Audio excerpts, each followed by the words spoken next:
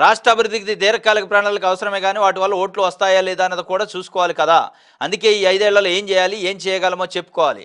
అంటే ఓట్ల గురించి తెలుగుదేశం పార్టీకి ఓట్లు ఎట్లా రావాలో అది రాస్తున్నారు మీరు. అదే జర్నలిజం మీకు? తెలుగుదేశం పార్టీని ఎట్లా చేసి రావాలంటే మీరు తెలుగుదేశం పార్టీకి ప్రమోషన్ ఏజెంటా అనేక డౌట్ కూడా ప్రజలకు వస్తుంది. ఇవాళ తెలుగుదేశం పార్టీకి చంద్రబాబు నాయుడు గారికి ప్రమోషన్ చేసే కార్యక్రమాన్ని తీసుకున్నారా, ఎంగేజ్ చేశారా? ఆ ఈవెంట్ మీకు ఏమైనా ఇచ్చారా?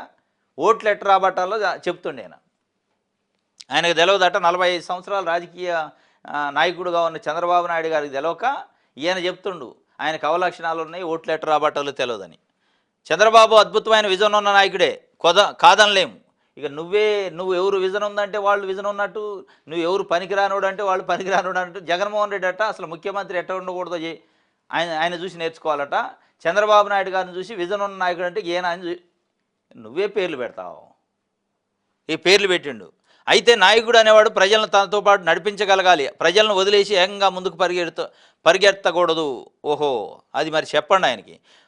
ముఖ్యమంత్రులు మెప్పు పొందడానికి అధికారులు పరిమితం అవుతారు, తల్లికి వందనం అమలు చేయాలని ప్రజలు కోరుకుంటున్నారని ఒక్క కలెక్టరు కూడా వాళ్ళు చెప్పలే. మరి నువ్వు చెప్పొచ్చుగా, మీరు రోజు మాట్లాడుకుంటారు. కానీ ముఖ్యమంత్రి చంద్రబాబు నాయుడు గారు, ఏబిఎన్ రాధాకృష్ణ గారు ఏదో ఒక వయా ఛానల్ ప్రత్యక్షంగా పరోక్షంగానో రోజు డైలాగ్స్ నడుస్తూనే ఉంటాయి. మరి వాళ్ళు అయితే చెప్పలేదు, నువ్వు చెప్తే అయిపోయేది కదా. ఇక దీనికి మళ్ళీ ఇళ్ళ రాసి తల్లికి వందనం అమలు చేయమని ఒక కలెక్టర్ చెప్పలేదని కలెక్టర్ మీద దొబ్బేయటం ఎందుకు?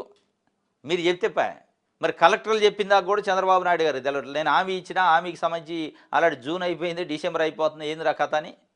ఇవన్నీ ఏంటంటే అది ఎత్తేసే కలెక్టర్లు చెప్పలేదు కాబట్టి చంద్రబాబు నాయుడు గారు అమలు చేయలే అని చెప్పడానికి.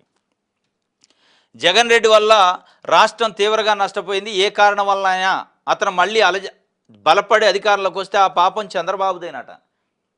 ఎంత దుర్మార్గంగా రాసిండు చూడండి రాతలు.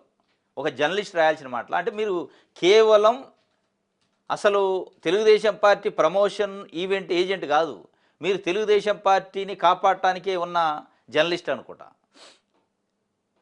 తెలుగుదేశం పార్టీ అసలు పచ్చ చొక్కా వేసుకున్న కార్యకర్త కంటే ఘోరంగా మాట్లాడుతాడు. ఏం మాట్లాడుతాడు? జగన్ రెడ్డి వల్ల రాష్ట్రం తీవ్రంగా నష్టపోయింది, ఏ కారణం వల్ల అయినా అతడు మళ్ళీ బలపడి అధికారంలోకి వస్తే ఆ పాపం చంద్రబాబు నాయుడుదేనట. పాపమే అంటే జగన్మోహన్ రెడ్డి తీవ్రవాదే, ఉగ్రవాదే, ఏంది? ప్రజానాయకుడు కదా. 5 సంవత్సరాలు ప్రతిపక్ష నాయకుడు, 5 సంవత్సరాలు ముఖ్యమంత్రి చేసిండు, ప్రజలు ఓట్లు వేశారు, 40% ఓట్ల దాకా మొన్న వచ్చినాయి. ఉట్టిని సింపుల్గా కరేపాకు తీసేసినట్టు తీసేది. అంటే నీకు నచ్చలేదని మిగతా 5 కోట్ల మంది ప్రజలు నచ్చలేదనుకుంటే ఎట్లా?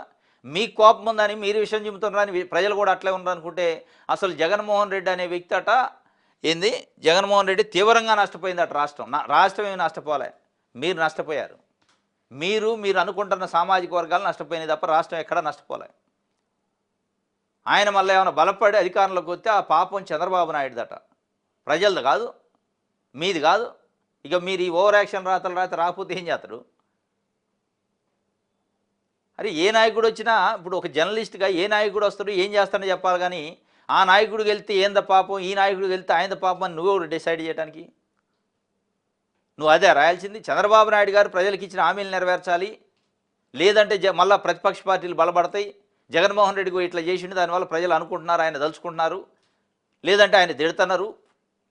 ఇక చంద్రబాబు నాయుడు అద్భుతంగా పరిపాలన చేస్తాడు, ఆయన అన్న మాటలన్నీ నెరవేరుస్తాడు. అది గ్రామ వాలంటరీ కానీ, పెన్షన్లు కానీ, లేదంటే రైతు భరోసా కానీ, తల్లికి వందనం కానీ అన్నీ ఇస్తున్నారు, ఆహోహో అని అంటున్నారని ప్రజలు అదే రాయి. ఇగో ఇట్లా ఉండాలి పరిపాలనని. కానీ జగన్మోహన్ రెడ్డి ఏమన్నా అనివార్యంగా బలపడి గెలిస్తే ఆ పాపం చంద్రబాబు నాయుడు గారిదంటే మీకు వ్యక్తిగతంగా జగన్మోహన్ రెడ్డి మీద ఎంత కక్ష ఉందనేది ఈ వర్డ్ చాలు మీకు. జగన్మోహన్ రెడ్డి పైన మీకు ఎంత విషం కక్కుతుండ్రు, ఎంత కత్తితోని పొడవాలనే కసి ఉంది. కనపడితే చంద్రబాబు నాయుడు గారిని భుజాలు కాయలు కాసిన దాకా ఇంకా ఎంత మొయ్యాలి అనే ఎంత మీకు ఆపాచన ఉందనేది దాన్ని బట్టి అర్థమైంది. ఇది ఆయన కొత్త పలుకులు, దీంట్లో కొత్త పలుకు లేదు, మన లేదు, ఆయన రోజు రాసే పలుకులే. అంటే విషయం ఎవరి మీద కక్కాలో ఎవరిని పొగడాలి ఇది